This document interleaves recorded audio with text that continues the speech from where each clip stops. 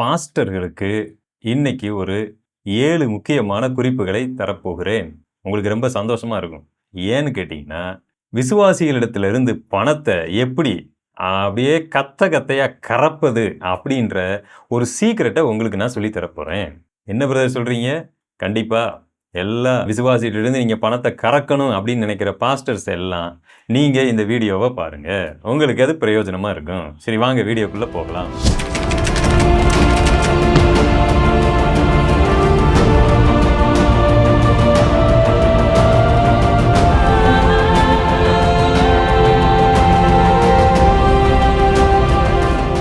விசுவாசிகளிடத்திலிருந்து பணத்தை கறப்பதற்கு பாஸ்டர்கள் என்னெல்லாம் செய்யணும் அப்படின்னு பார்த்தா, நம்பர் 1 பரலோக இன்வெஸ்ட்மெண்ட் திட்டத்தை அறிமுகப்படுத்துங்கள். ரொம்ப காலமா பாஸ்டர்மார்கள் என்ன பண்றாங்க? எல்லாரும் கிடையாது, சிலர் என்ன பண்றாங்க அப்படின்னு கேட்டிங்கன்னா, ஐயோ இந்த தேவை இருக்கு சபைக்கு, இந்த தேவை இருக்கு அப்படின்னு கேட்க ஆரம்பிச்சாங்க. அப்புறம் நாள் ஆன உடனே பார்த்தீங்கன்னா, நல்ல சபைகளுக்கு தேவைகள் எல்லாமே சந்திக்கப்பட்டிருக்கு. பேங்க்ல நிறைய பணம் இருக்கிறது. அது மக்களுக்கும் தெரிய ஆரம்பிச்சிருச்சு. இப்ப மக்கள் யோசிக்க, எதுக்கு நம்ம பணம் குடுத்துட்டு? இவ்ளோ பணம் இருக்கே! அப்பத்தான் இந்த ஒரு புது மெத்தட பல ஆண்டுகளுக்கு முன்பதாகவே ஓரல் ராபர்ட்ஸ் போன்றவங்கலாம் கண்டுபிடிச்சாங்க. இந்த ஓரல் ராபர்ட்ஸ் யார் அப்படின்னு கேட்டீங்கன்னா, இந்த மாரி திட்டங்களை எல்லாம் கொண்டு வந்த ஒரு நபராக இருக்கிறார். இதுக்கு முன்னாடி பல பேர் அதை செஞ்சிருக்கிறாங்க.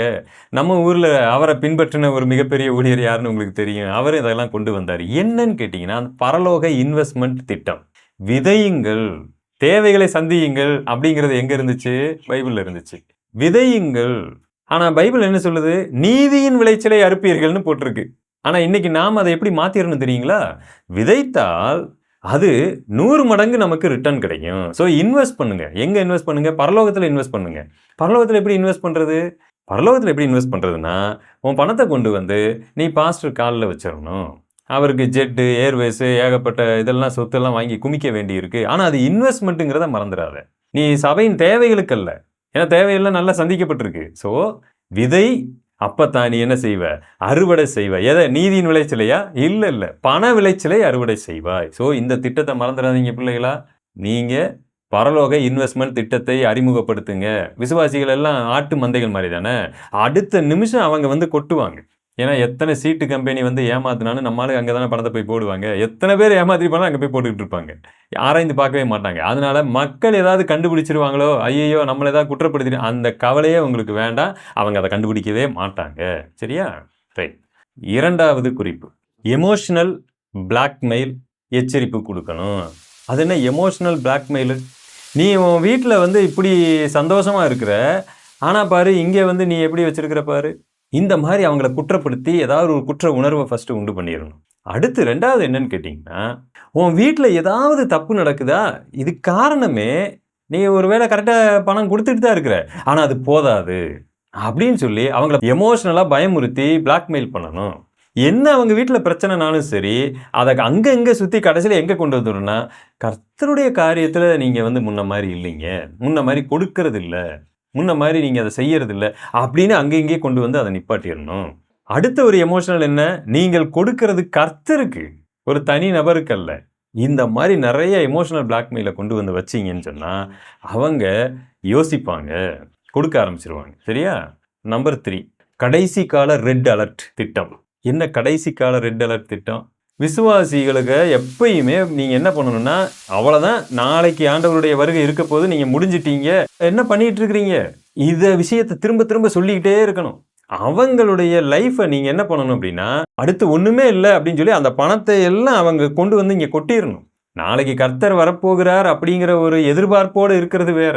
அதை வந்து என்ன பண்ணணும்னா பூதாகரமாக்கி, நாளைக்கே ஆண்டவர் வந்துருவாரியா, அவ்வளவுதான், முடிஞ்சு போச்சு, நீ எதுவுமே உனக்கு வந்து தேவையில்லை என்பது போன்ற மனநிலைமையை உருவாக்கி அவங்கள ஒரு பதட்டத்திலேயே வச்சிருக்கணும், பயத்திலே வச்சிருக்கணும், அவங்கள பணத்தை கொண்டு வந்து கொடுக்க வைக்கணும். இதுதான் கடைசி கால ரெட் அலர்ட். இந்த மெத்தடை யூஸ் பண்ணுங்க. பல பேர் உங்க சபையில பாருங்க அழகா கொண்டு வந்து கொட்டுவாங்க. அடுத்து நம்பர் 4 ஸ்பெஷல் விஐபி ப்ரோக்ராமை அனௌன்ஸ் பண்ணிடுங்க, அறிமுகப்படுத்துங்க. என்னன்னு புரியலையா? புரியும்.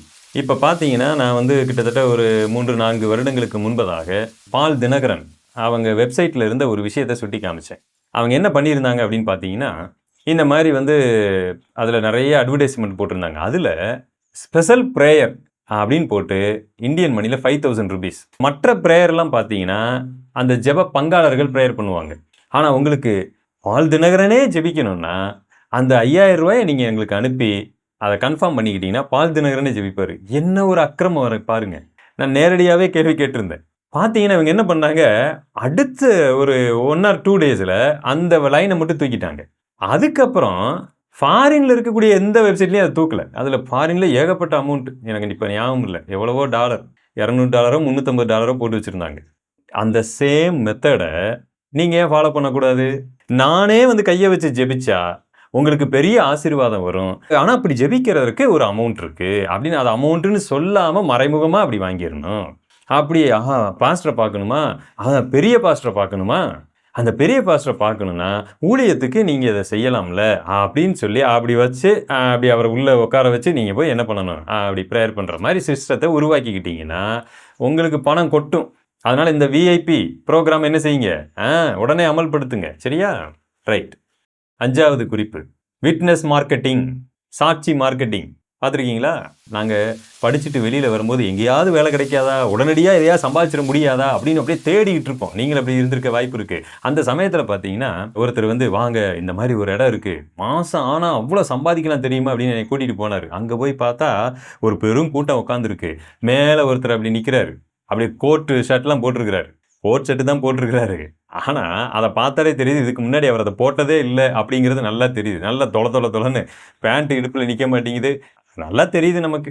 ஆனாலும் வாயை விரித்து பார்த்துக்கிட்டு இருக்கிறான். திடீர்னு அப்படி மேலே வந்தார். பேச்சில் மட்டும் அப்படி ஒரு மார்க்கெட்டிங் டெண்டன்சி பார்த்துக்குங்க. அவர் என்ன பண்ணாருன்னா தன் பேக்கில் இருந்து அப்படி ஒரு செக் லீஃப் எடுத்தார். அடுத்து இன்னொரு ஒரு செக் லீஃப் எடுத்தார். பக்கத்தில் இருக்கிற ஒரு தம்பியை கூப்பிட்டு இந்த செக் லீஃபை வரிசையாக எல்லாத்துக்கும் கொடுத்து விடுங்க அப்படின்னாரு. நான் சொல்கிறது 2000ல். அப்படியே அந்த செக் லீஃப் அப்படியே எங்களுக்கு வந்துச்சு. அப்படியே பார்த்தா அதில் 1 lakh rupees போட்டுருந்துச்சு. 2000ல் 1 lakh rupees கொஞ்சம் யோசித்து பாருங்க. அடுத்த ஒரு செக் வருது, அதில் 1.5 லட்சம் போட்டுருந்துச்சு. இப்படியே வரிசைச்சு அங்கே கூட்டத்தில் உட்காந்துருக்கிற 100 பேர் நாங்கள் அப்படியே பார்த்துட்டு வாயை பிளந்துட்டு உட்காந்துருந்தோம்.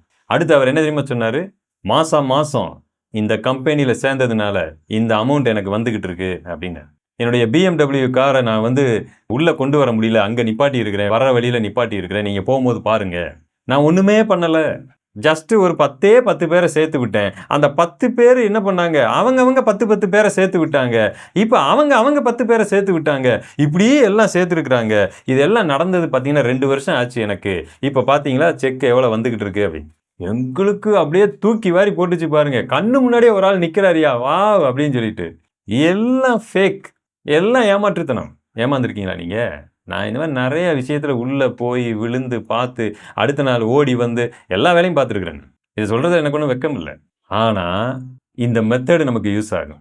அந்த விட்னஸ் மார்க்கெட்டிங், சாட்சி மார்க்கெட்டிங்கை நீங்கள் சர்ச்சில் யூஸ் பண்ணிக்கணும். எப்பயுமே காணிக்கை வர வைக்கணுமா, ஒரு 4 பேரை வெளியிலேருந்து கூட்டிகிட்டு வந்துருங்க. இந்த சர்ச்சுக்கு காணிக்கை கொடுத்தேன், எனக்கு வீடு வாங்கிட்டேன், இந்த சர்ச்சுக்கு இதை கொடுத்தேன், அதை வாங்கிட்டேன், இதை வாங்கிட்டேன் சொல்ல வைங்க.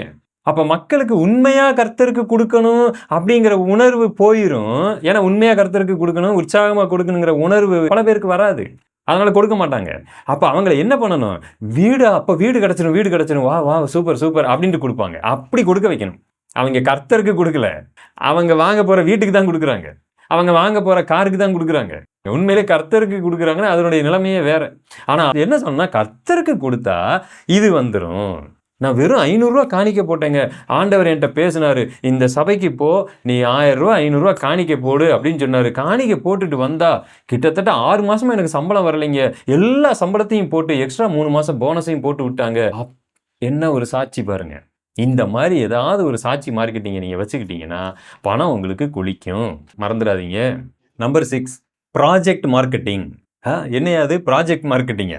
ஆமாம், எப்பொழுதுமே சர்ச்சில் ஒரு ப்ராஜெக்ட் ஓடிக்கிட்டே இருக்கணும். என்ன ப்ராஜெக்ட் அப்படின்னா, கட்டடம் கட்டுறது நடந்துக்கிட்டே இருக்கணும். எதையாவது ஒன்றை இடித்து கட்டிக்கிட்டே கிடக்கணும். அது சரியில்லை, இது சரியில்லைன்னு எதையாவது ஒன்றை பண்ணிக்கிட்டே இருந்தீங்கன்னா நீங்கள் விசுவாசிகிட்ட காசை வாங்கிக்கிட்டே இருக்கலாம். எதுவுமே சொல்லாமல் எப்படி வாங்குறது? அப்போ எதாவது ஒன்று போட்டுருங்க. எங்கேயாவது ஒரு இடத்துல நம்ம நிலம் வாங்க போகிறோம், அதை பண்ண போகிறோம், இதை பண்ண போகிறோம், அங்கே நான் சபை கட்ட போகிறேன், இங்கே நான் சபை, சும்மாவே இருக்கக்கூடாது. ஏதாவது ஒரு ப்ராஜெக்டை பண்ணிக்கிட்டே இருந்தீங்கன்னா விசுவாசிட்டு இருந்து என்ன பண்ணிடலாம், காசை வாங்கிட்டே இருக்கலாம். ஆனால் ப்ராஜெக்ட் ஆரம்பித்தா அதை செஞ்சாகணுமே. கவலையே படாதீங்க.